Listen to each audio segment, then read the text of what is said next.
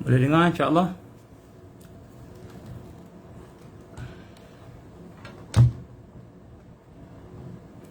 Waalaikumsalam.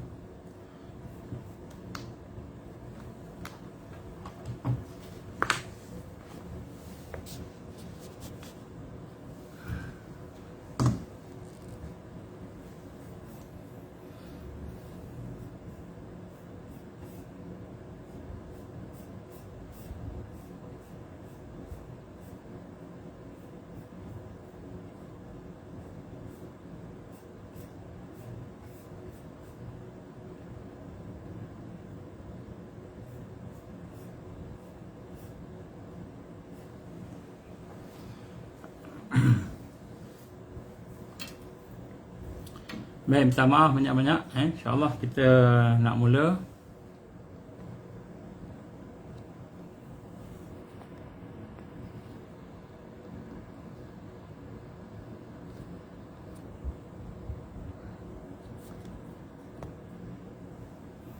Okey, boleh dengar insyaAllah. Mudah-mudahan.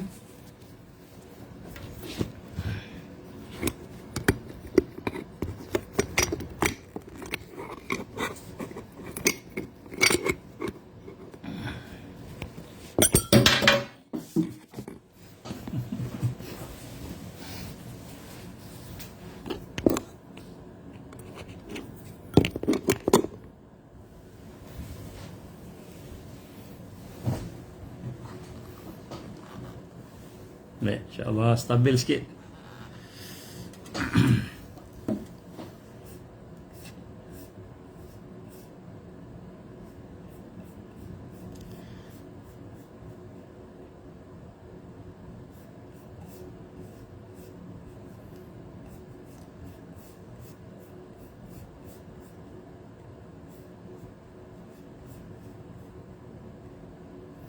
Baik, insyaAllah kita mula dengan Ummul Quran, Al-Fatihah.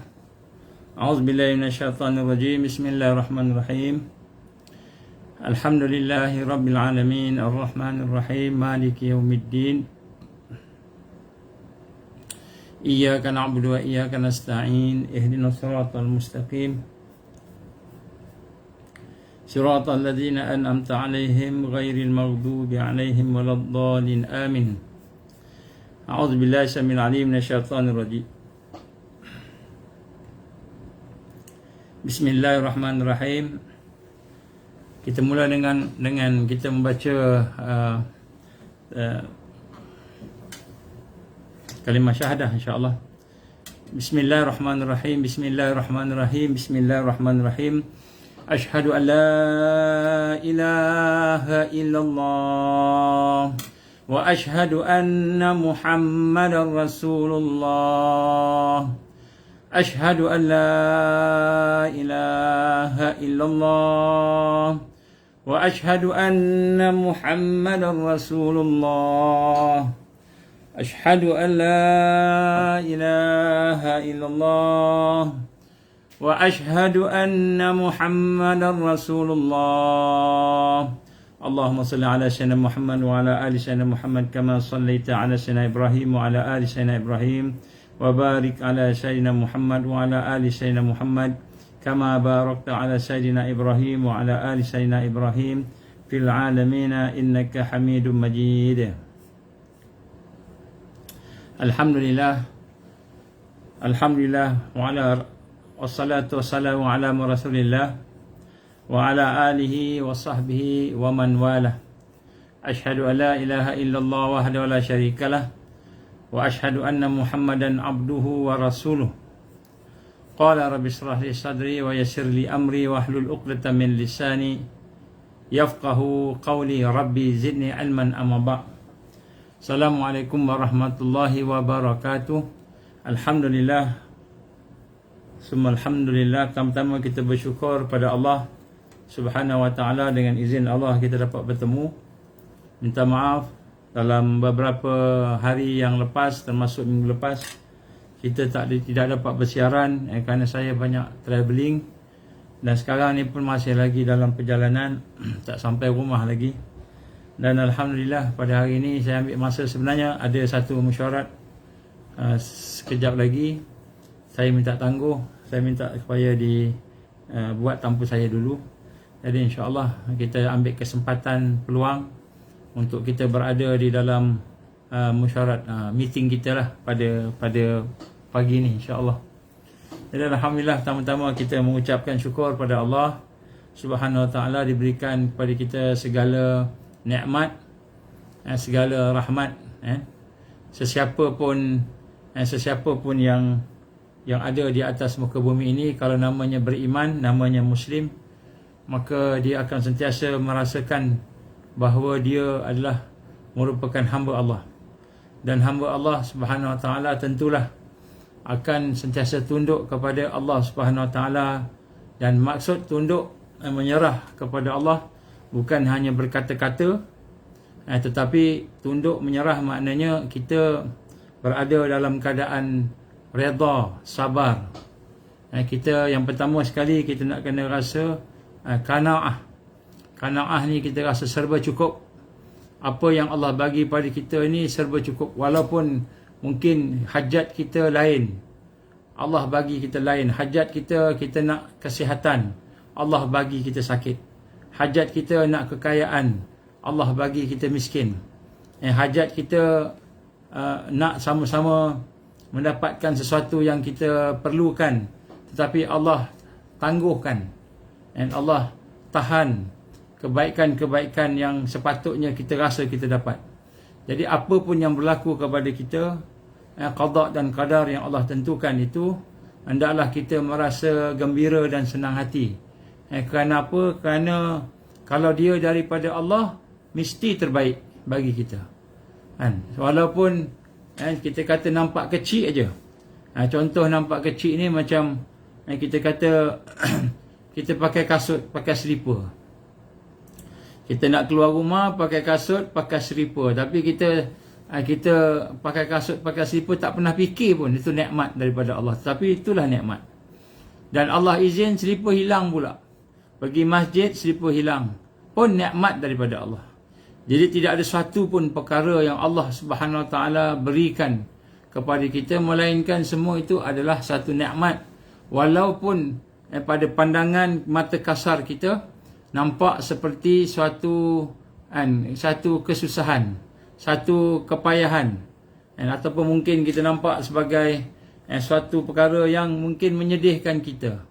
Tapi selagi ianya daripada Allah, dan memang semuanya itu ala kulli hal, segala perkara daripada Allah, maka bagi seorang yang beriman, beriman pada Allah, yang menyerah pada Allah, yang Muslim, maka dia akan merasa serba cukup dengan segala pemberian Allah. Salah satu perkara yang akan menyebabkan kita tertahan daripada nikmat yang Allah berikan kepada kita ialah kita tak rasa cukup. Kita rasa kita nak lebih lagi, kita nak banyak lagi, kita nak satu yang ada dalam hati kita, itulah yang kita nak. Sedangkan perkara itulah yang terbaik bagi kita, yang diberikan oleh Allah Subhanahu Wa Taala. Jadi insya-Allah kita nak kena mulakan hidup kita sentiasa dengan merasai satu perasaan qanaah. Qanaah ni maknanya kita rasa apa sahaja yang Allah bagi pada kita itulah yang terbaik. Jadi kita fikir balik, sungguh-sungguh tengok, memang itulah hakikatnya. Jadi seorang beriman itu dia ajaib, ajaban li amril mukmin. Ajaib bagi orang-orang yang beriman itu. Diberikan dia kebaikan, baik bagi dia, dia syukur. Diberikan kepada dia keburukan, baik baginya, dia bersabar. Jadi sebab tu pada pagi ni kita nak rasa qanaah. Qanaah ni kita tengok, kita dah usaha dah maksima, kita usaha maksima, kita wajib berusaha maksima. Tapi bila kita berusaha maksima tu, Allah bagi kita yang kita nak, yang kita tak nak, ataupun yang mungkin berlawanan yang kita nak. Jadi semua tu adalah daripada Allah. Maka kalau daripada Allah, kita rasa seronok, kita rasa tenang. Walaupun hati kita gelisah, kita pujuk hati kita kan. Pujuk hati kita supaya hati kita tu rasa tenang. Kenapa? Kerana daripada Allah. Baik. Dan kenapa perkara ini amat penting? Kerana qanaah itu boleh membawa kepada sabar. Dia boleh membawa kepada kita merasa sabar dengan apa yang diberikan oleh Allah Subhanahu Wa Taala. Dan bila kita rasa sabar, barulah insya-Allah sabar itu akan meningkat. Kan? Ya ayyuhalladzina amanu sabiru wasabiru warabitu wattaqullah la'allakum tuflihun. Wahai orang yang beriman, bersabarlah. Jadi nak sabar ni dia bermula dengan perasaan qanaah, rasa serba cukup daripada Allah. Rasa bahawa kita ni ada hamba. Allah itulah yang menjadikan kita. Bila Allah menjadikan kita, maka sudah tentulah Allah sayang pada kita. Allah tidak akan jadikan kita melainkan Allah sayang pada kita. Dan bila Allah sayang pada kita, maka hendaklah kita merasa bahawa semua yang Allah bagi tentulah yang terbaik. Memang betul yang terbaik. Kalau kita fikir sungguh-sungguh terbaik. Kadang-kadang Allah fikir contohnya ada di kalangan kawan-kawan kita, sahabat-sahabat kita yang mungkin ada berselisih faham. Mungkin ada di kalangan saudara kita berselisih faham. Mungkin ada di kalangan anak-anak kita, ayah ibu kita yang kita berselisih faham. Dan mungkin menyebabkan kita terpisah, ada jurang antara kita dengan mereka. Jadi kalau kita fikir sungguh-sungguh macam tak best lah berselisih faham tu. Tapi itu adalah merupakan salah satu daripada ketentuan Allah, qada dan qadar Allah. Jadi berselisih faham, berbeza pandangan, mungkin kita berlawanan dari sudut kita punya amalan kita apa tak sama ke sebagainya pandangan kita tadi, kan? Itu adalah merupakan sebahagian daripada pembelajaran, pembelajaran yang ada hikmah yang akan menyebabkan kita ni merasakan bahawa rupa-rupanya Allah nak uji sejauh mana sahabat kita. Kita ni sahabat betul kerana Allah ke ataupun sebagainya. Jadi kalau Allah uji begitu, tentu kita tengok rupa-rupanya tidak ada dunia ini. Tidak ada masalah dunia, tidak ada masalah duit ke, masalah apa pun di atas muka bumi ini yang lebih besar daripada al-ukhuwah lillah fillah. Jadi kita pun kata, tak apalah, aku maafkan dia dan sudah tentulah aku ada salah, maka kita pun sama-sama minta maaf, sama-sama bergabung semula. Jadi bila kita ada persisihan faham tu, sebenarnya Allah nak didik kita bagaimana nak menguasai, kita kata control, to control ego kita, to control rasa marah kita, geram kita, nak control tu. Nak mengontrol rasa marah, geram dan sebagainya itu sebahagian daripada mengawal nafsu, mengawal hawa nafsu. Jadi masa tu kita rasa boleh nak buat, insya-Allah lawan gitu kan. Akhirnya yang penting iman al-ukhuwah yang penting, contoh jadi tak ada benda yang berlaku dalam kehidupan kita ni melainkan semuanya itu ada kebaikan. Dan kebaikan tu luar biasa sebab Allah ni al-latif. Allah ni al-latif, maknanya Allah maha halus dalam penciptaannya, di dalam qada dan qadarnya, yang mana semuanya baik berlaku. Macam itu. Jadi yang kedua yang sama-sama kita nak ingatkan semula diri kita ialah bahawa bagaimana kan kita berada di atas perjuangan. Dan perjuangan ini mestilah memerlukan kepada keikhlasan. Amirul Mukminin Abi Hafs Umar bin Khattab radhiyallahu an telah berkata bahawa aku mendengar sami'tu Rasulullah sallallahu alaihi wasallam. Dia mendengar kata Rasul sallallahu alaihi wasallam. Apa kata Nabi? Kata Sayyidina Umar bin Khattab radhiyallahu an, innama a'malu binniyat wa innama likulli imri'in ma nawa. Faman kanat hijratuhu ila Allah wa rasulih fa hijratuhu ila Allah wa rasulih. Wa man kanat hijratuhu lidunya yusibuha aw imra'atin yankihuha fa hijratuhu ila ma hajara ilaih. Ini kata Rasul sallallahu alaihi wasallam. Masa bila hadis ini Nabi bagi nasihat ni? Ketika peristiwa hijrah. Apa peristiwa hijrah ni? Ketika mana pada masa itu sahabat-sahabat telah diwajibkan untuk hijrah. Sahabat diwajibkan untuk hijrah dan pada masa itu sahabat-sahabat pun mula berhijrah. Dan dalam kisahnya adalah seorang sahabat Rasulullah sallallahu alaihi wasallam, bagaimana ketika itu ada seorang sahabat Nabi sallallahu alaihi wasallam yang juga turut berhijrah. Tetapi dalam hijrah itu dia berhijrah kerana ada seorang wanita yang nak dia kahwin. Jadi dia nak kahwin dengan seorang wanita tu, dia pun berhijrah sama. Dia pun berhijrah sama. Lepas tu Nabi sebut apa? Innamal a'malu binniyat. Ini Nabi bagi muhasabah, bagi tazkirah kepada sahabat, semua sahabat. Kata Sayyidina Umar bin Khattab radhiyallahu an, innama al-a'malu binniyat. Innamal a'malu binniyat. Jadi semua amalan itu mesti diasaskan dengan niat, berdasarkan kepada lintasan hati kita. Jadi apa niat ni? Niat ni adalah lintasan apa yang kita hajat, apa yang kita nak, tu maksud niat. Yang kita hajat, yang kita nak capai, yang kita nak menjadikan satu matlamat kita, tu niat. Jadi semua amalan mesti ada niat. Kita makan mesti ada niat. Kenapa makan? Kalau kita makan kerana lapar je, saya makan sebab lapar, tak ada pun kerana Allah. Dapat tak makanan? Dapat makanan. Tapi pahala dapat? Tak dapat pahala. Kita kena makan tu dalam rangka ibadah juga. Sebab tu kita sebut kul innas salati wa nusuki wa mahyaya wa mamati lillahi rabbil alamin. Nak makan tu pun, tengok makanan tu pun dalam rangka nak ubudiyah lillahi wahdah, dalam rangka nak beribadah pada Allah, baru dapat pahala makan tu. Jadi makan bukan kerana nafsu. Kenapa makan? Kerana nafsu. Sebab saya nak makan. Saya tu siapa? Saya tu nafsu lah. Macam itu. Jadi Nabi gambar innamal a'malu binniyat. Jadi berjuang ni nombor satu mesti tengok dasar niat kita tadi. Wa innamal likulli imri'in ma nawa. Dan setiap itu akan mengikut apa yang dia niatkan tadi. Jadi nampak macam berjuang, nampak macam berdakwah, nampak macam, tapi sebenarnya dia nak apa dalam hati tu? Lintasan hati dia sebenarnya nak apa? Nak follower ke supaya ramai orang ikut dia punya YouTube dia, ataupun supaya orang ramai ikut dia punya FB dia, nak follower ke, ataupun supaya nak memperkenalkan diri dia ke? Jadi innama likulli imri'in ma nawa. Dia akan dapat apa saja yang dihajatkan. Maknanya dibuat tu berdasarkan apa yang dibuat tadi. Ini perjuangan ni kita kena tengok balik ikhlas. Kalau ikhlas, kita tak bergaduh dengan sahabat. Kalau ikhlas, kita sentiasa memperbaiki hubungan dengan sahabat. Sebab apa?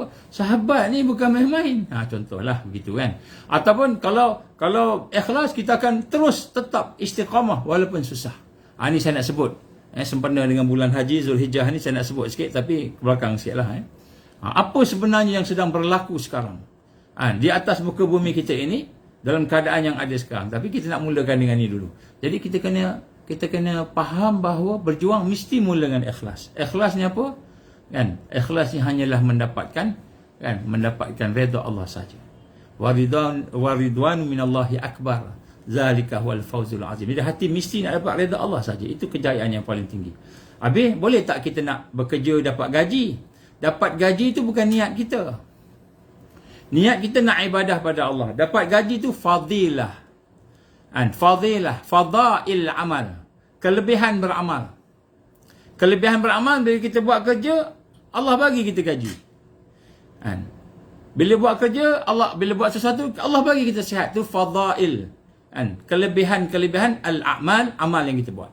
Jadi bukan niat. Jangan niat macam itu.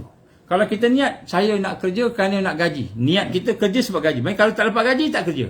Macam itu kan. Maka hal itu dipanggil syirik muwajahah. Syirik muwajahah. Syirik di dalam kita bertawajuh kepada Allah Subhanahu Wa Taala. Syirik di dalam qasad. Syirik qasad disebut. Syirik dalam niat. Syirik dalam niat. Jadi niat mesti hanya kerana Allah saja. Wa ridwanu minallahi akbar. Zalika huwal fawzul azim. Redha Allah yang paling besar sekali.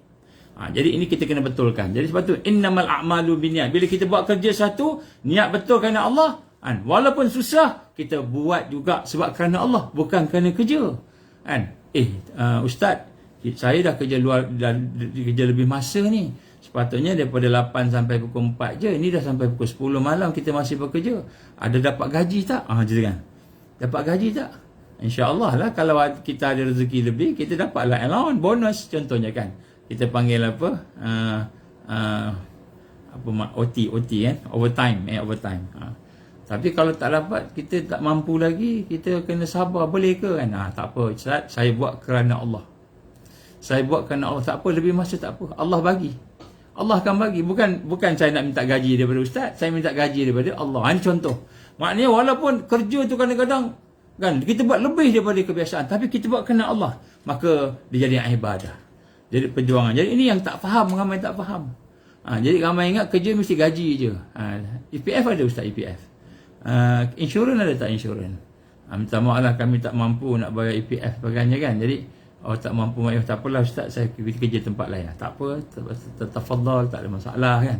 Tapi innamal a'malu binniyat tadi tu dah bercampur. Ini disebut syirik muwajahah. Syirik muwajahah ni apa? Hati kita ada wajah-wajah yang lain ataupun ada sebab-sebab yang lain ghairallah, selain Allah. Ini disebut syirik qasad juga. Jadi hak ni kita kena betulkan. Jadi dalam hati kita hanya dapat redha Allah saja hati kita. Boleh tak kita nak dapat buat sesuatu supaya dapat masuk syurga? Boleh tak? Ini pun sebahagian ulama kita boleh, sebab masuk syurga itu pun sebahagian daripada iman.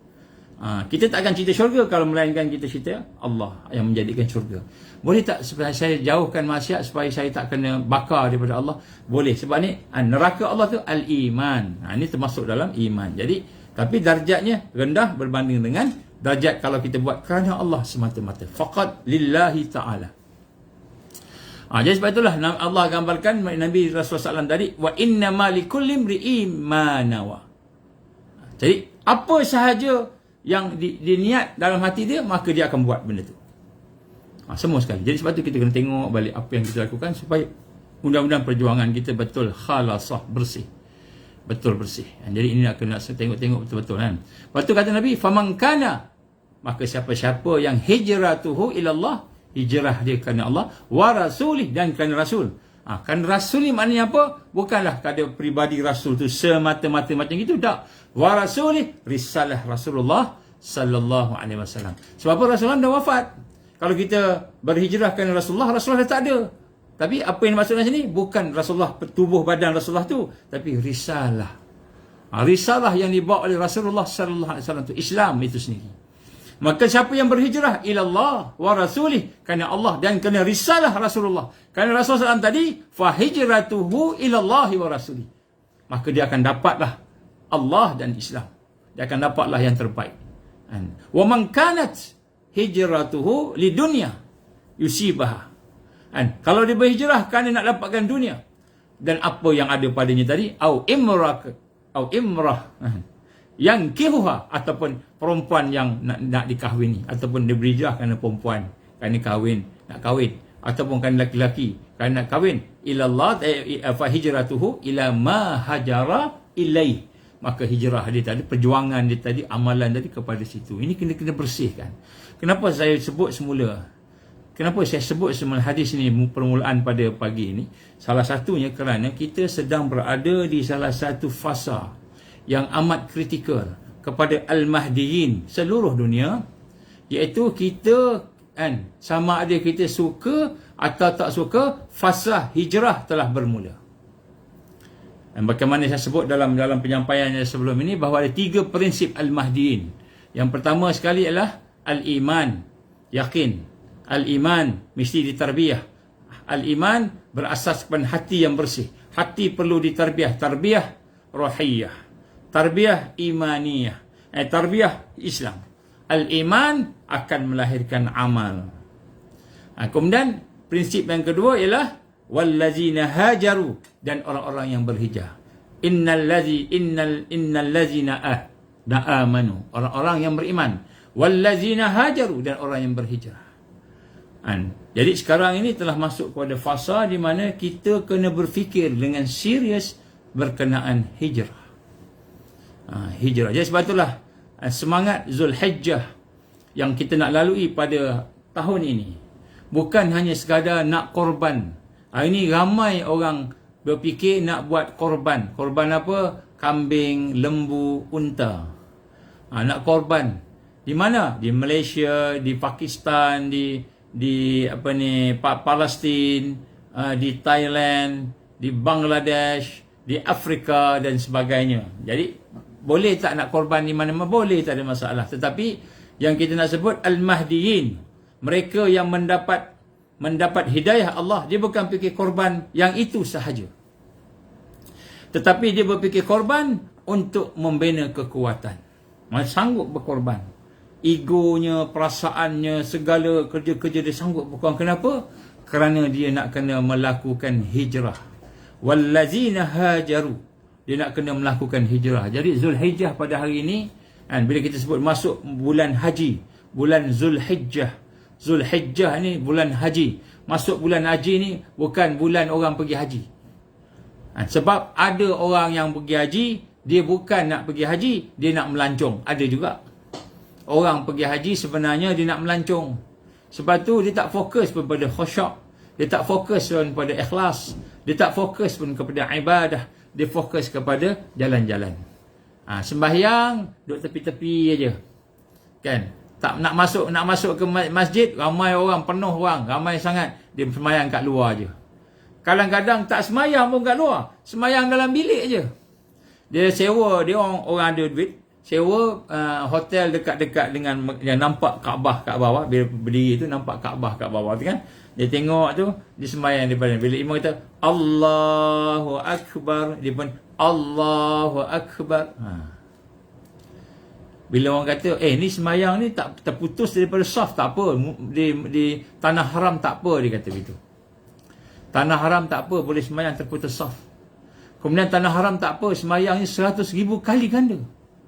Jadi sebenarnya yang ada pada dia tu, hati niat dia tu bukan benar-benar nak jiddiyah, bersungguh-sungguh untuk melaksanakan ibadah, tetapi nak bermudah-mudah dalam berubudiah kepada Allah Subhanahu Wa Taala. Bermudah-mudah.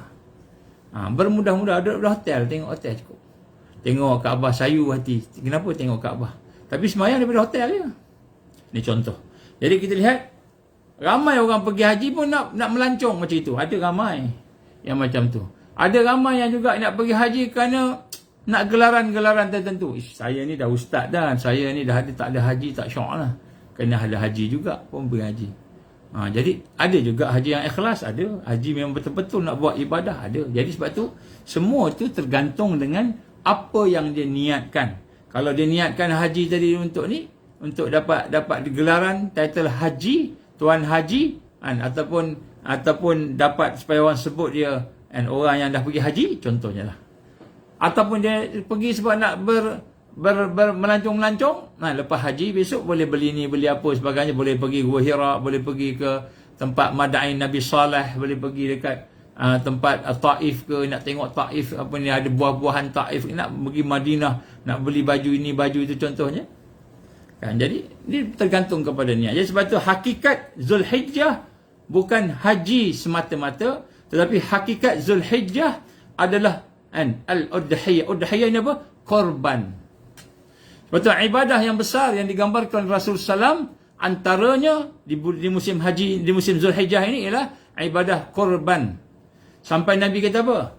Nabi kata, siapa-siapa yang boleh berkorban, maknanya buat ibadah korban, sembelih lembu, sembelih kambing, sembelih unta dan sebagainya. Siapa yang boleh berkorban tapi dia tidak berkorban, Nabi kata apa? Jangan datang dekat dengan tempat semayang. Maknanya Nabi kata tak payah semayang lah macam itu. Ataupun jangan semayanglah dengan aku, jangan semayang dengan Rasul sallallahu alaihi wasallam.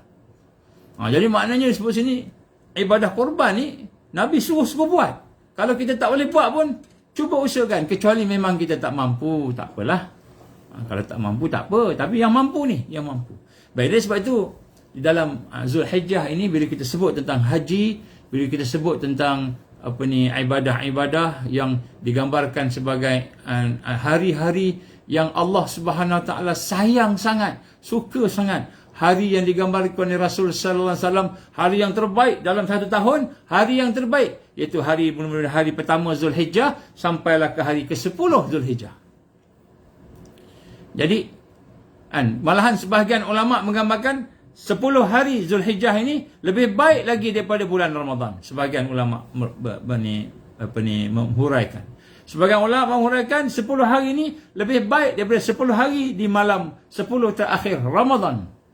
Lebih buat macam itu. Sampai Nabi kita apa? Sesungguhnya beramal di bulan 10 hari ini lebih baik daripada berjihad fi sabilillah. Lebih baik daripada berjihad, lebih kurang begitulah nak sebut kat sini. Jihad ya, kecuali dia pergi berjihad dan dia mati syahid pada masa, dan jihad terbaik pada dia lah. Dia mati syahid tu besar lah. Mati syahid kan ahsanul khatimah, kematian yang terbaik. Tapi kan Nabi kata lebih baik berjihad, lebih baik berjihad. Sampai macam tu. Kenapa? Bukan maknanya kerana dia bulan Zulhijjah, namanya Zulhijjah. Bukan kerana bulan haji, ada orang naik haji. Bukan kerana bulan korban, ibadah korban, ada korban tu, bukan. Tetapi digambarkan sebahagian ulama kita bahawa kenapa 10 hari ini adalah hari yang terbaik daripada hari-hari yang terbaik di hari-hari sepanjang tahun, kerana pada hari 10 hari itu Allah menghimpunkan semua ibadah-ibadah dalam satu masa.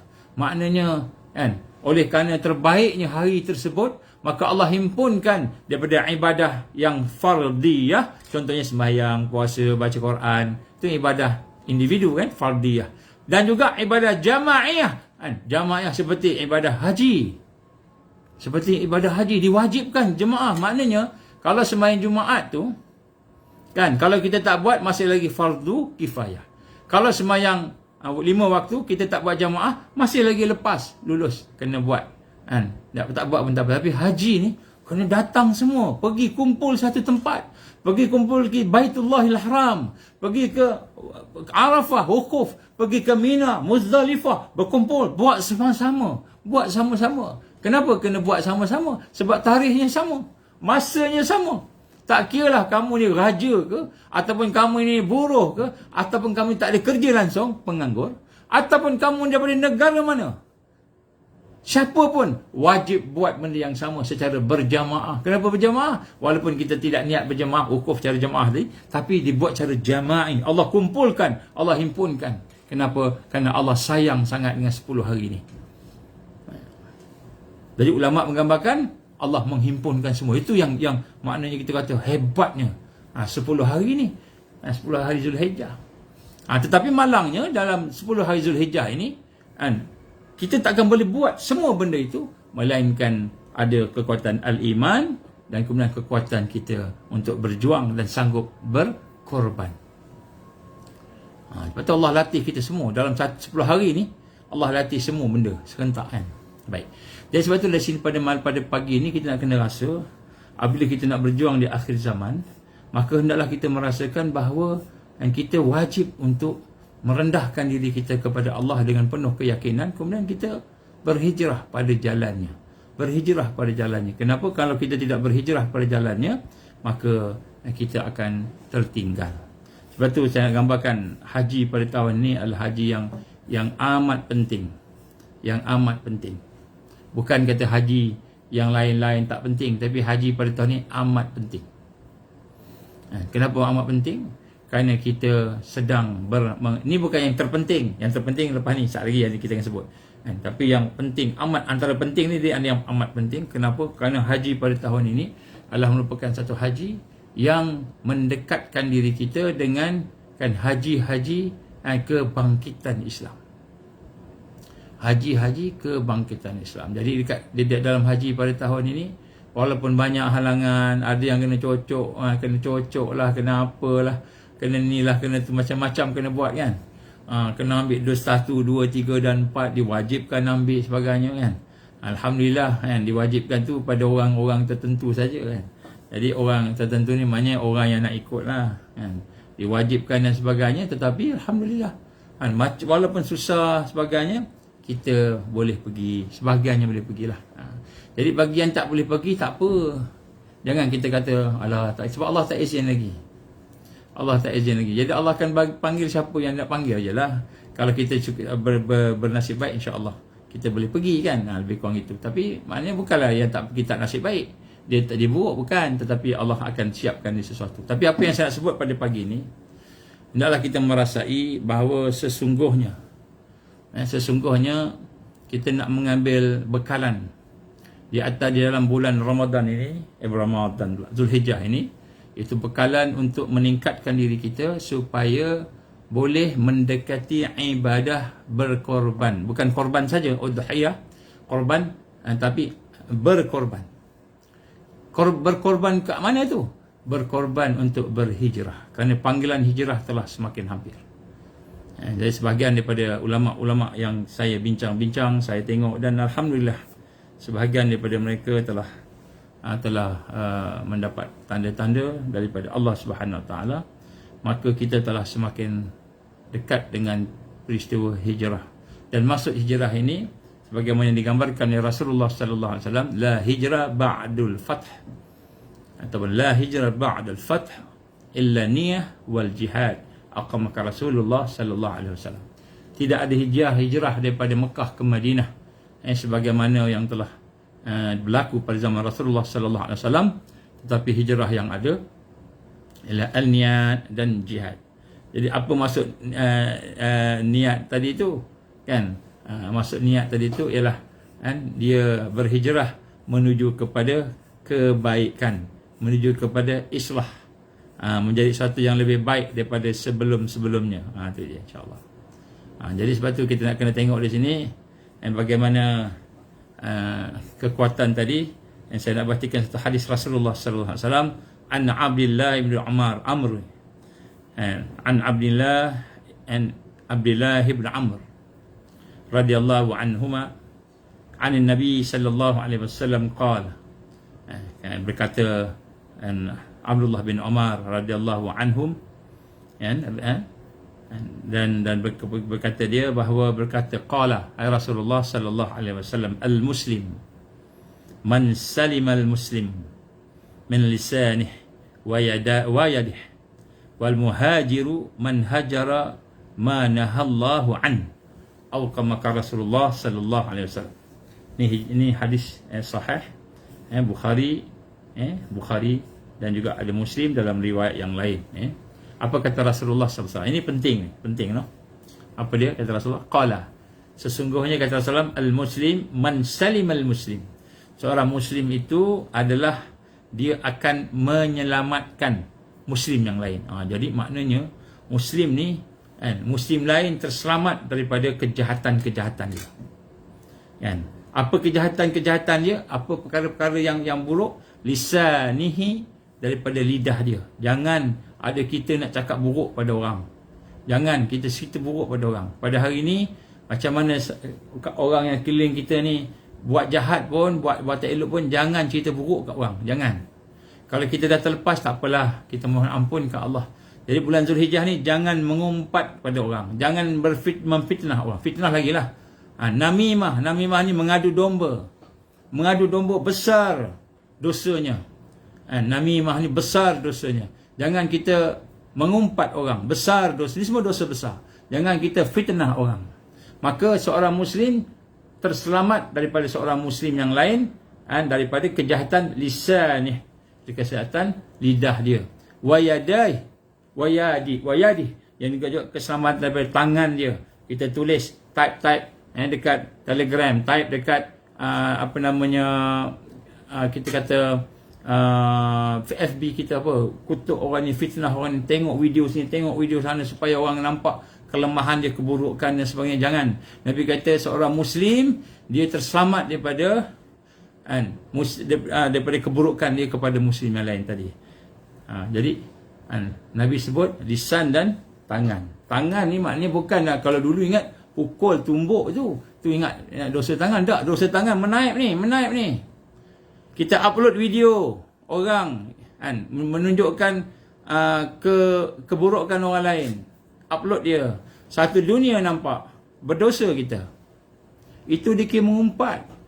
Kalau kita betul-betul nak memperbaiki seseorang, nak tegur seseorang, nak sebut orang, nak memberikan apa kata tunjuk ajar kepada manusia yang lain, bukan cara kita menunjuk kelemahan-kelemahan seseorang itu. Itu namanya mengumpat. Siapa kita? Kita ni qadi ke yang boleh menjatuhkan hukum? Kita ni mufti ke yang boleh jatuhkan hukum? Kita ni majlis fatwa ke nak kata hak ni salah, ini betul? Siapa kita? Yang berlaku, kita akan jadi pemecah belahkan lagi. Dia akan memecah belahkan lagi. Kita tunjuk gambar orang ni, tunjuk video orang ni. Ini adalah gerakan politik Zionis. Itu je. Zionis memang suruh kita bergaduh macam tu. Jadi kita jangan. Kalau orang yang buat, itu dia punya hal dengan Allah. Kita jangan dedahkan kejahatan orang, dedahkan keburukan orang. Kita rasa orang ni salah lah apa sebab. Jangan. Kenapa? Ini salah satu daripada perkara yang Nabi sebut.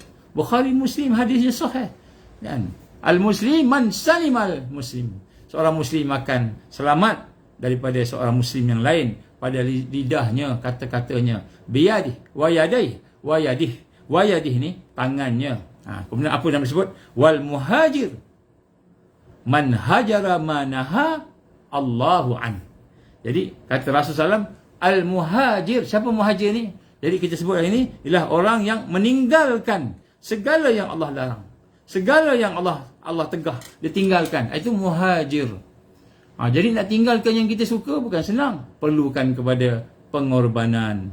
Nak tinggal yang selalu kita buat, kita selalu mengumpat orang. Kita selalu cerca orang. Kita selalu cela orang. Kita selalu fitnah orang. Nak tinggalkan, bukan senang. Kena mengorbankan nafsu kita.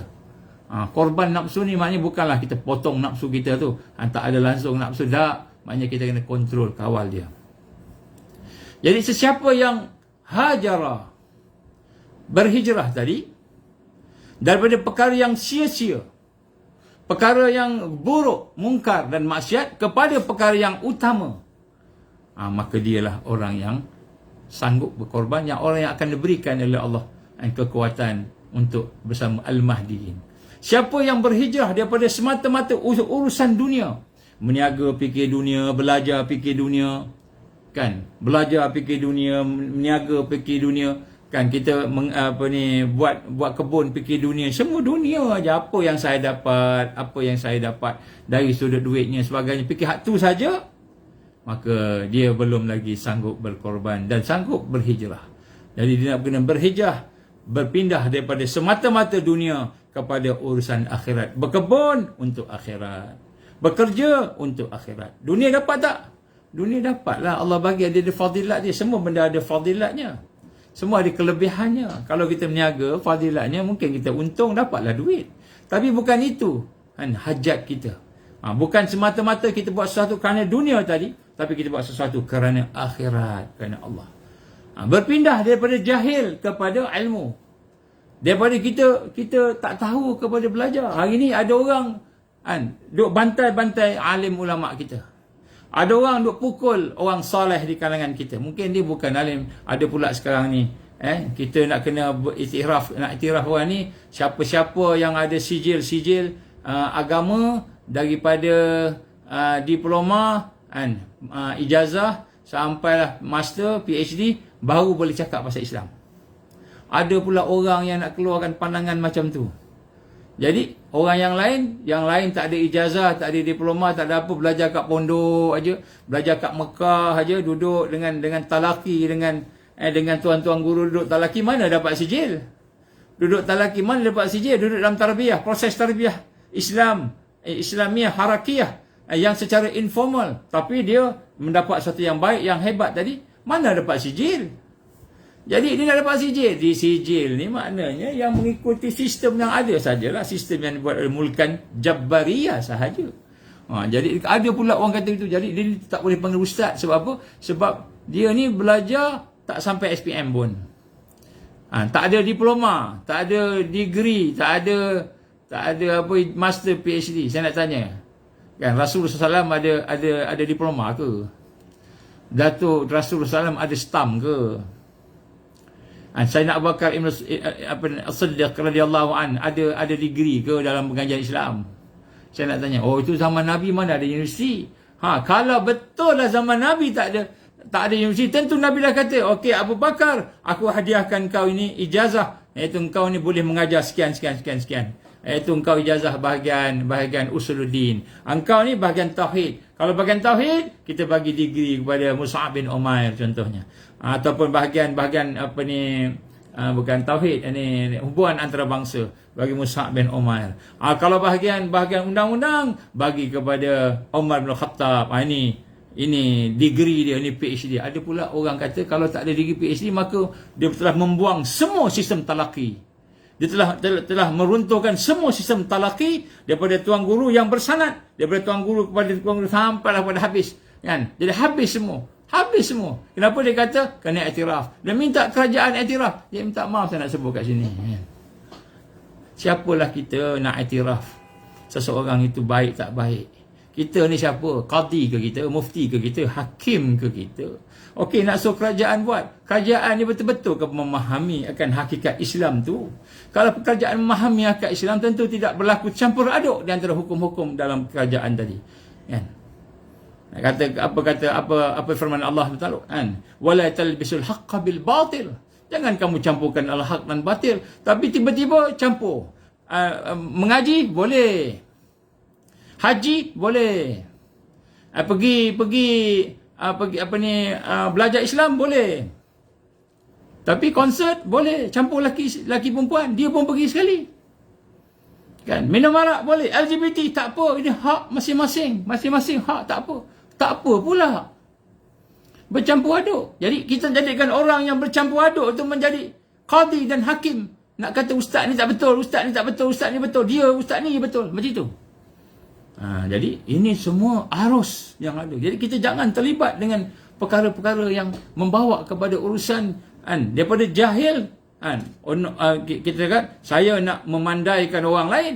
Daripada jahil kepada pandai, daripada jahil kepada jahil. Jahil kepada lebih jahil lagi. Kenapa lebih jahil? Kerana dia mengiktiraf sekular, mengiktiraf liberal. Apa sekular liberal? Sistem yang dia nak tu, sistem Mulkan Jabariyah tu sekular dan liberal lah. Oh, nanti kita ada orang salat sesat lah sebagainya. Siapa kita nak cakap orang tu sesat? Siapa kita? Jadi apa yang penting? Yang penting sebenarnya bukan nak sesatkan orang. Yang penting ialah dakwah. Pergi kepada mereka sama-sama secara ikhlas, duduk diam-diam, bincang-bincang sama-sama alim ulama, supaya umat ni orang masa ni, rakyat ni tidak keliru. Ustaz ni salah, ustaz ni bid'ah, ustaz ni sesat. Jadi ulama ni telah jadi permainan macam tengok Gusti WWF. Atau macam tengok tinju kan, Muhammad Ali lawan ni kan, Habib kan lawan dengan apa nama tu kan, jadi McGregor ke apa kan. Jadi macam ulama ni dia jadi macam peninju, macam pasukan Malaysia lawan pasukan Indonesia, macam pasukan Wahabiyah lawan pasukan Aswajiyah. Jadi dah jadi macam peninju dah ni. Jadi rakyat ni tak tahu mana satu menang. Ni nampak yang ni menang sikit. Yang ni kerajaan yang ni sokong. Kita bersama dia. Ni pula yang kerajaan tak sokong, kita tak bersama dia. Besok parti politik lain pula menang, naik memerintah negara. Kerajaan sokong yang ni pula. kita bersama dia. Kerajaan sokong ni. Jadi politik tu menjadi dasar, asas. Jadi kita ikut arus. Senang tu. Jadi kita berpindah daripada jahil kepada menjahilkan lagi orang. Patutnya kita kena kembali balik kepada sistem Islam yang sebenar. Dulu zaman Rasul macam mana Rasulullah sallallahu alaihi wasallam? Rasulullah SAW dia pakai talaki. Kena duduk. Dia bukan pergi universiti, walaupun saya tak menafikan universiti itu satu yang bagus, yang baik. Kan? Ada ilmu di situ, ada perbincangan di situ, ada kajian di situ, ada research dan sebagainya. Bukan kita kata benda itu tak baik. Tetapi jangan meletakkan sebagai satu-satunya neraca kita untuk mengiktiraf seseorang berdasarkan kepada liberal, sekular yang ada dalam sistem kehidupan hari ini. Dan akhirnya akan menyebabkan orang yang saleh, yang warak, yang bertakwa diputuskan daripada orang-orang yang hanya mengutamakan degree sahaja. Yang mana dalamnya, saya sebut sebelum ni, kan, saya mengajar UIA lama juga, saya mengajar UIA. Saya ada mengajar beberapa universiti juga. Ada orang dapat A dalam pengkajian Islam, dapat A. Tapi dia tak semayang, tak kisah. Salah seorang ustaz saya sebut nama ustaz ni sebab dia dah meninggal dunia, Ustaz Abdullah Akili rahimallah. Dia merupakan seorang ustaz yang merupakan bekas pelajar UC Melaya. Dan dia cerita dalam perbincangan kami, dia kata satu hari dia pergi nak balik kampung lepas belajar ni, cuti nak balik kampung bulan puasa, nak masuk pergi raya. Dia duduk dengan kawan-kawan sama dengan dia, pergi naik bas tu. Duduk naik bas, kemudian kawan-kawan API ni Akademik Pengajian Islam. Ustaz lah, bakal ustaz lah. Dia datang dekat Ustaz Abdullah, dia kata, entah tahu ke kenapa? Hari ni kan Ana sebenarnya dah lama tak puasa. Kenapa tak puasa? Sahaja je tak puasa. Dia kata, pengajar pengajian Islam kata dia tak puasa. Ana tak puasa. Semayang bila semayang. Hantar ni pengajian Islam ni. Alah, dapat A cukup lah. Nampak? Jadi didikan kita sampai macam tu. Dia kata masa kami masih lagi salah seorang murabbi saya ni, Ustaz Abdullah Akili rahimahullah, salah seorang masa saya belajar. Saya kata, habis Ustaz, macam mana Ustaz? Orang ni, inilah hakikatnya. Orang yang duduk dalam proses tarbiyah, dengan orang yang duduk dalam proses pendidikan sekular. Proses pendidikan sekular. Jadi orang tarbiyah ni, walaupun dia tak nampaklah ada degree, PhD sebagainya, tapi Allah izin akhlaknya, adabnya, kan, ibadahnya. Sebab dia nak islah diri dia. Dia nak perbaiki diri dia. Dia nak betulkan akidah dia. Tapi orang terlibat sekular ni, yang penting dia sanggup bangun malam, bukan nak tahajud. Dia sanggup bangun malam nak study. Bila masa exam, study supaya apa, boleh dapat exam dapat A. Dapatlah dia A. Alhamdulillah dapat A. Ada orang ramai dapat A, berbangga dengan A. Dalam degree dia banyak A, bangga dengan dapat A ni semua. Ada orang begitu. Saya cerita pernah, ni pengalaman kami sendiri di UIA. Saya tak payah sebutlah siapa, sebab ni satu keaiban. Saya cuma nak contoh sahaja. Apa dia? Dia pengajian Islam, ambil pengajian Islam, tapi tak semayang. Bila pencarahnya tengok dekat surau, dia semayang tak? Tak semayang kat surau. Dia ingat semayang kat bilik lah agaknya. Pokok semayang seorang-seorang. Semayang individu kan boleh, tak ada masalah. Dia pergi tengok, rupanya kat dalam bilik dia jumpa dengan kawan roommate dia, bukan, dia tak semayang juga, tapi dapat A.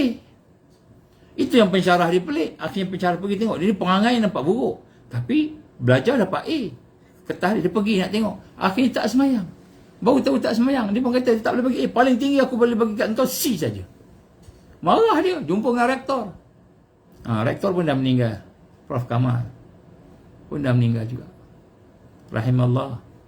Jadi maknanya sistem sekular ni menjadi kita kata neraca kepada kehidupan orang beriman, jauh daripada hakikat yang sebenar. Jadi sebab tu kita jangan rendah-rendahkan orang lah. Siapa kita nak rendahkan orang?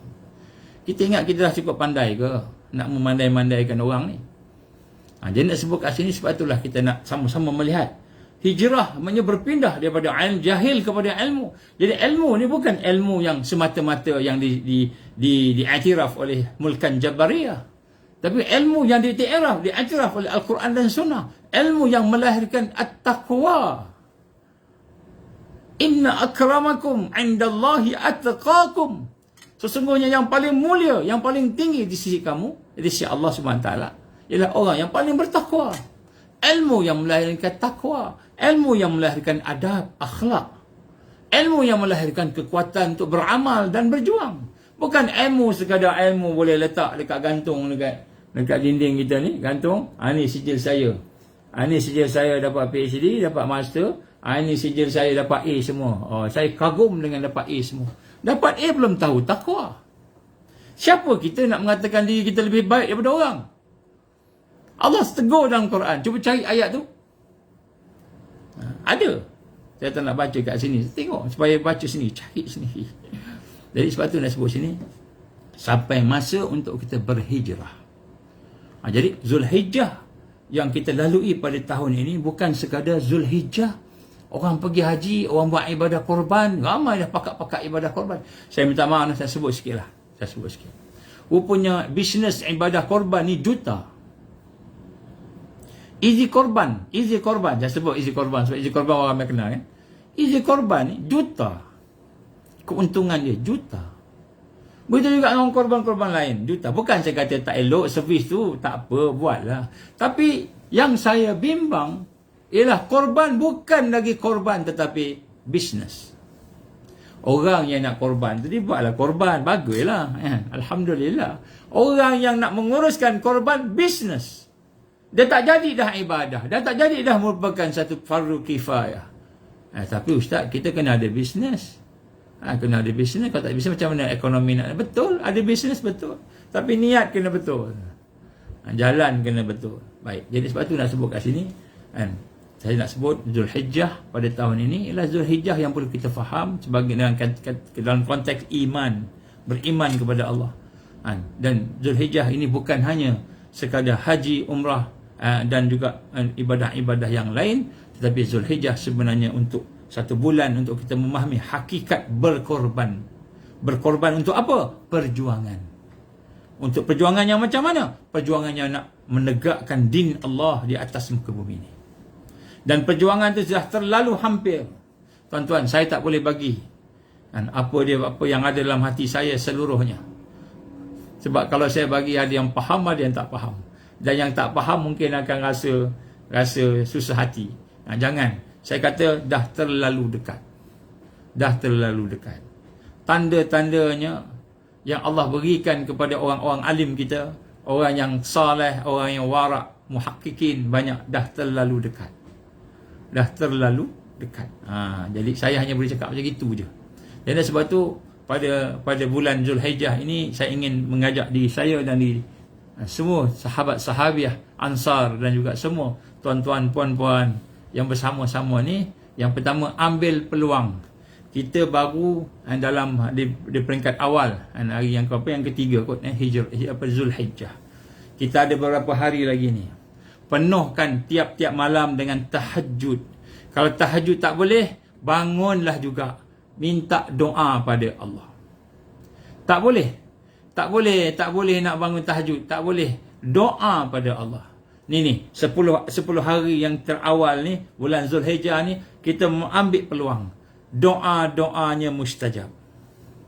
Amalannya mustajab. Zikirnya mustajab. Tetapi mustajab macam mana? Yang pertama, niat kita. Niat kita mestilah untuk dapat redha Allah. Mestilah untuk bersihkan hati kita. Ya, kita niat, saya berzikir ni, apa zikirnya? La ilaha illallah, la ilaha illallah. Ataupun tak kira zikir apa pun yang lain, yang Allah SWT telah memperkenankan zikir-zikir yang sahih, ataupun zikir-zikir yang ada ikatan dengan Islam, bukan zikir yang merapu-merapu, contohnya wa insing mata kaji sebarang insing ke, zikir-zikir yang daripada tempat-tempat atau daripada mana, zikir, niat kita apa? Nak dapat redha Allah. Hajat kita dengan zikir, dengan solat bangun malam, ya Allah, bersihkanlah diri aku ni, ya Allah, aku bertaubat. Niat bertaubat. Aku bertaubat, ya Allah, bersihkan diri aku ni, ya Allah. Minta Allah bersihkan hati, bersihkan pemikiran kita. Kenapa kita minta hak tu? Hajat kita tadi, supaya mudahlah kita mendapat cahaya Allah. Moga-moga dengan cahaya Allah tu dapatlah kita beramal untuk redha Allah. Minta macam itu. Banyak kan? Bayangkan kita berada di 10 hari terakhir dalam bulan Ramadan, dan inilah peluang. Okey, kenapa penting sangat kita ambil perkara ini? Kerana kita tidak tahu. Tengok haji tahun ni, kalau ada tanda-tanda daripada haji ni yang besar, tanda-tanda yang besar, maka mungkin lepas ni kita akan berhadapan dengan hari-hari kemunculan Dajjal. Hari-hari kemunculan Dajjal. Nabi gambarkan apa? Yaumul Khalas. Yaumul Khalas. Jadi Yaumul Khalas ni, ditanya kepada sahabat-sahabat, ya Rasul kata, sahabat-sahabat, ya ashabi, tahukah kamu Yaumul Khalas? Apa dia hari-hari pembersihan? Apa dia hari-hari pembersihan, hari-hari kita apa ni, Yaumul Khalas lah disebut. Maka kata Nabi 3 kali sambil sebut, tanya sahabat, wallahu rasul alam. Jawab sahabat, wallahu rasul alam. Allah dan Rasulnya lah yang tahu, kami ni manalah tahu, kami ni mana tahu. Maka Nabi kata Yaumul Khalas adalah hari-hari di mana Dajjal akan keluar. Dajjal akan keluar. Hari-hari Dajjal akan keluar. Jadi maknanya hari Dajjal keluar ni dah dekat. Kalau hari Dajjal keluar dekat, kita ada 10 hari ni lebih kurang, dah tinggal beberapa hari ni, ambil peluang. Kita bersiap, bersedia, bangun malam, siangnya bila kita bekerja, pastikan kerja kita tu ibadah. Macam mana nak pastikan ibadah? Niatnya kerana Allah. Niat kerana Allah. Tapi kita kerja dapat gaji, tak apa, dapat gaji tu fadail kepada kerja. Kelebihan bekerja.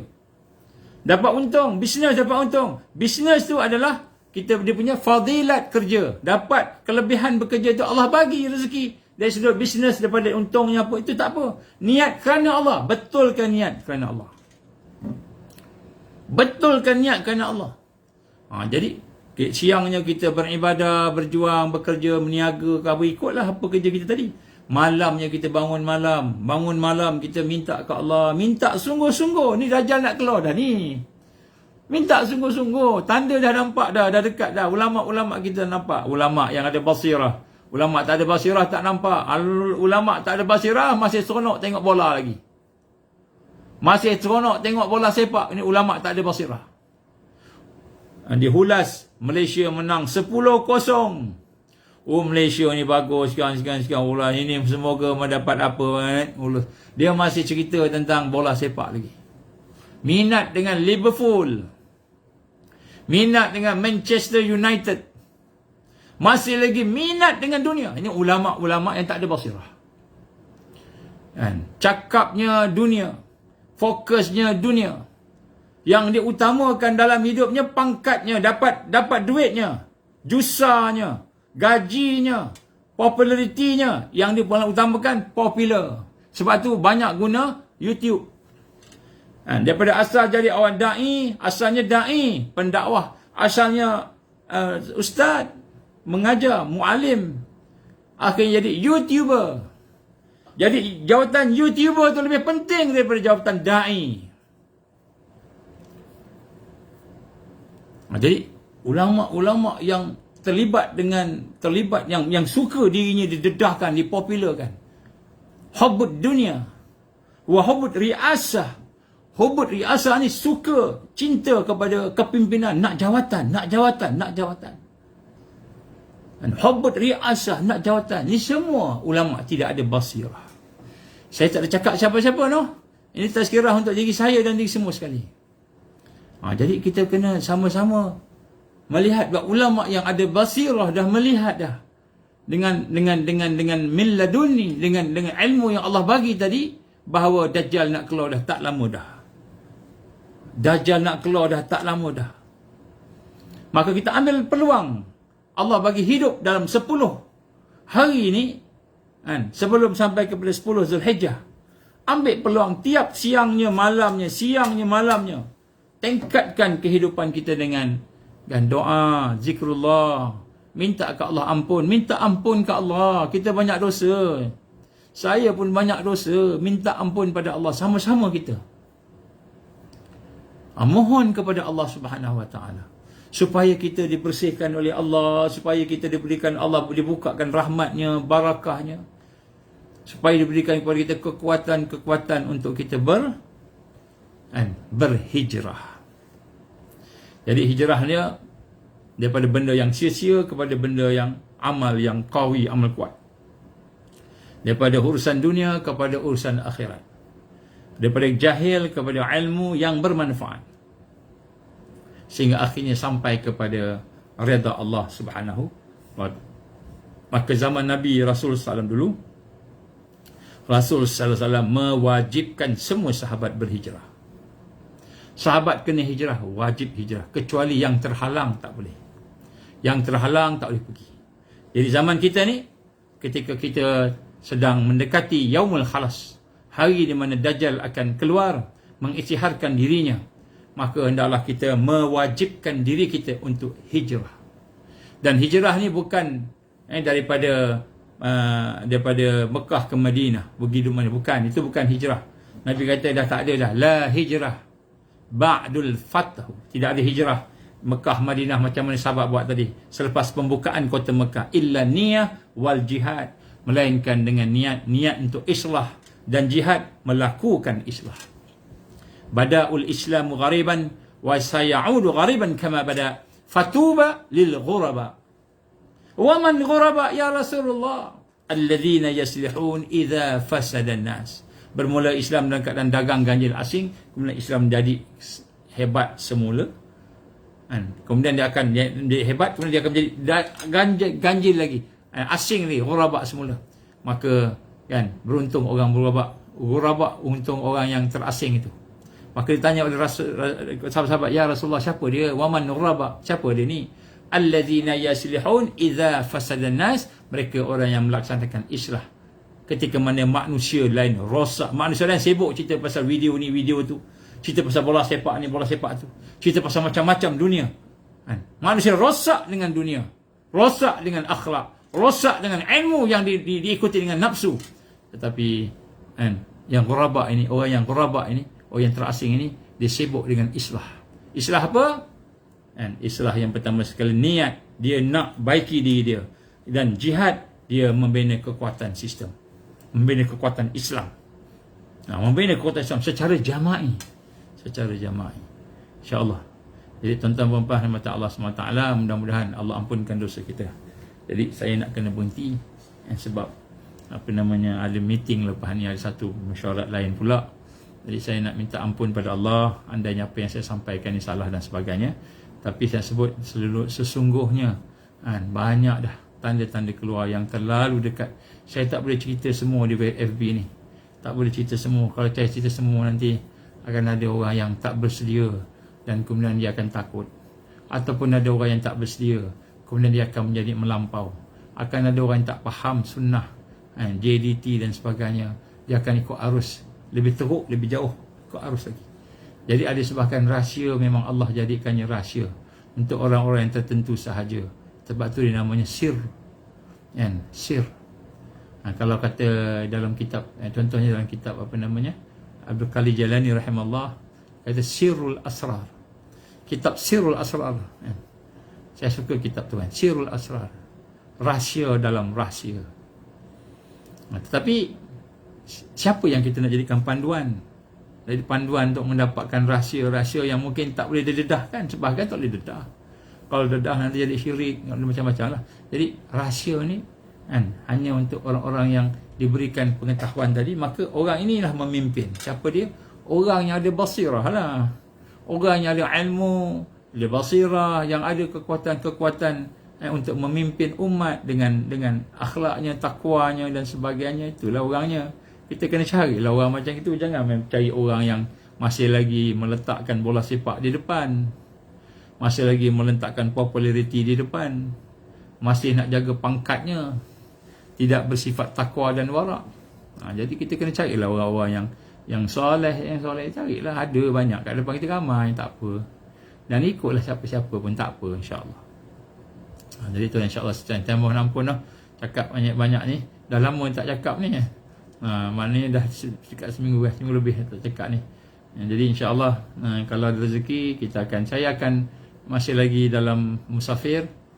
InsyaAllah saya akan ada musafir lagi. Nanti tengoklah, kalau ada peluang saya sampaikan apa yang saya boleh sampaikan, saya sampaikan insyaAllah. Cuma marilah sama-sama kita sentiasa baiki diri kita, ambil peluang 10 Zulhijjah yang awal ini, dan hari-harinya, malam-malamnya hidupkan insyaAllah. Dan jangan lupa doakan untuk kami lah, untuk saya juga ni insyaAllah. Wallahu alam. Aku li qauli hadza astaghfirullahal azim li wa lakum. Jadi bagi mereka yang daripada Ansar, sahabat-sahabat dari Ansar yang ada dalam Telegram yang CC yang saya berserkel CC kita tu, insya-Allah akan ada satu perkongsian. Sila rujuk kepada Telegram. Mungkin ada di kalangan kita yang terlepas Telegram, tengok ada rujuk pada Telegram. InsyaAllah ada satu perkongsian important, penting, urgent and important. Saya nak sampaikanlah kepada sahabat-sahabat Ansar yang ada di sinilah, insyaAllah, untuk kita sama-sama. Dan ini adalah berkenaan dengan beberapa perkara yang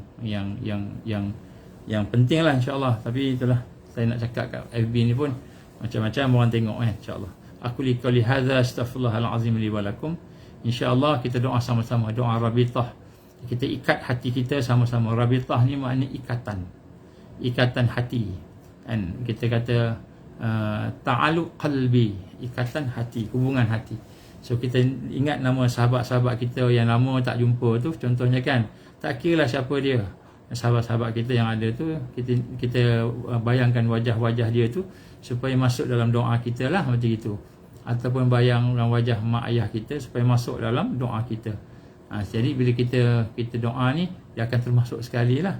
Jadi mudah-mudahan kasih sayang tu akan terbina, dan mudah-mudahan Allah bagikan juga barakah kita membayangkan wajahnya itu. Mudah-mudahan dia pun dapat hidayah sama-sama, insya-Allah lah.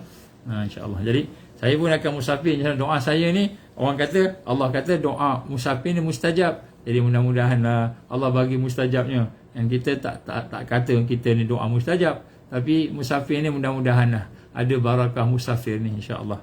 Jadi sama-sama kita doa noh, insya-Allah. A'udzubillahi samil alim minasyaitonir rajim. Bismillahirrahmanirrahim. Alhamdulillahirabbil alamin. والصلاة والسلام على أشرف الأنبياء والمرسلين وعلى آله وصحبه أجمعين.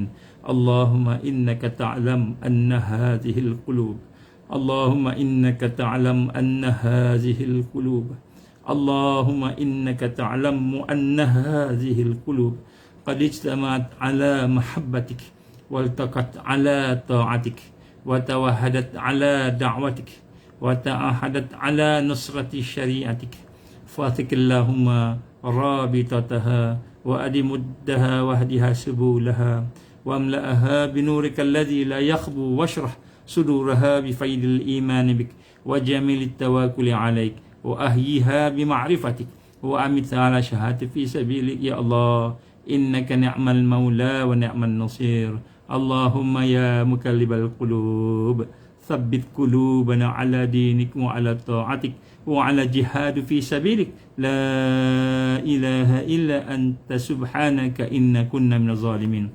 اللهم انصر الإسلام والمسلمين والمستضعفين والمجاهدين في كل مكان وفي كل زمن. اللهم انصرنا يا الله على تارك الدعوة وتارك التربية وتارك الجهاد في سبيل الله لا إله إلا أنت سبحانك إنا كنا من الظالمين.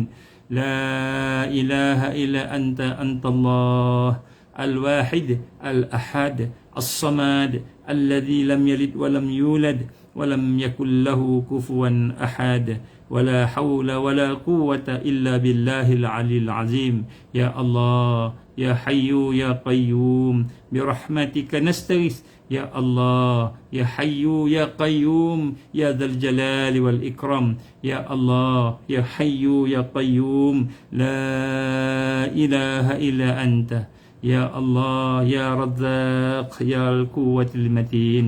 اللهم اجعلنا من المؤمنين حقا اللهم اجعلنا من المتقين حقا اللهم اجعلنا من المحسنين حقا اللهم اجعلنا من المقربين اللهم اجعلنا من المهديين اللهم اجعلنا يا الله من الواصلين اللهم اجعلنا من العارفين والمحبين والصديقين والشهداء والصالحين وحسن أولئك رفيقا. ربنا لا تزغ قلوبنا بعد إذ هديتنا وهب لنا من لدنك رحمة إنك أنت الوهاب. ربنا هب لنا من أزواجنا وذرياتنا قرة أعين واجعلنا للمتقين إماما. ربنا أتمم لنا نورنا واغفر لنا إنك على كل شيء قدير. ربنا آتنا في الدنيا حسنة وفي الآخرة حسنة وقنا عذاب النار. ربنا تقبل دعاءنا إنك أنت السميع العليم وتب علينا يا الله إنك أنت التواب الرحيم. وصلى الله على سيدنا محمد وعلى آله وصحبه وبارك وسلم. سبحان ربك رب العزة عما يصفون والسلام على المرسلين والحمد لله رب العالمين. Alhamdulillah, bagi mereka yang masuk lewat ni, tolong tengok daripada awal lah supaya ada kefahaman insyaAllah. Wabillahi taufiq wal hidayah. Assalamualaikum warahmatullahi wabarakatuh. Subhanakallahumma wa bihamdika asyhadu an la ilaha illa anta astaghfiruka wa atubu ilaik. Bismillahirrahmanirrahim. Wal 'ashr. Innal insana lafi khusr illa alladhina amanu wa 'amilus salihat wa tawasaw bil haqqi wa tawasaw bis sabr. Insyaallah. Sekali lagi, Assalamualaikum warahmatullahi wabarakatuh.